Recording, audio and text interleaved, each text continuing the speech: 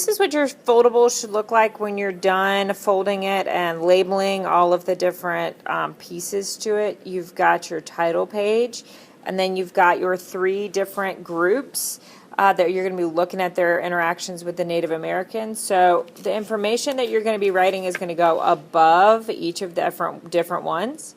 So it's okay if you go all the way up here. You probably won't need to, depending on how big your handwriting is.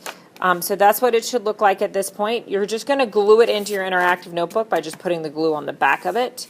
So let's take a look at this information. So first of all, you've got the Spanish.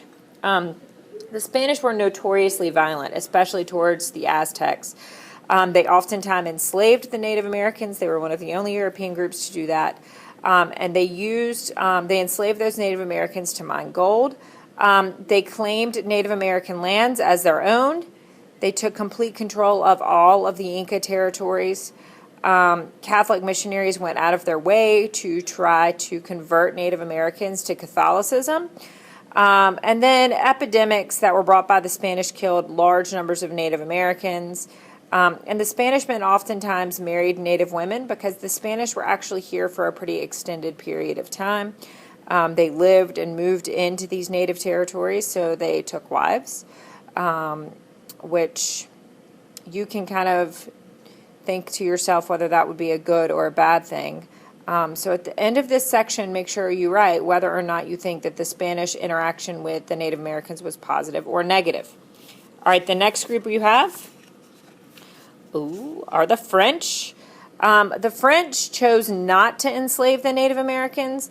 They used tribal alliances and tribal rivalries to establish trade relationships. The fur trade was huge, guys. This was one of the biggest money makers in early America.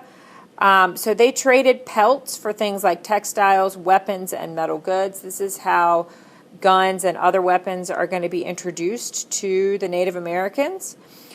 Jesuit ministries managed to convert large number of Native Americans because priests learned the Native American language. It wasn't necessarily a forced thing like it was with the Spanish. They genuinely wanted these natives to be a part of their community. And then the last one, the one that you probably know the most about, is the English. And the English colonies as a whole were really close to a lot of the Native Americans, specifically the Algonquin tribes. We're thinking of Jamestown, Plymouth, places like that. So North American Indians did not die as quickly from disease as the South Americans did. So the English were not spreading those diseases as quickly as the Spanish were.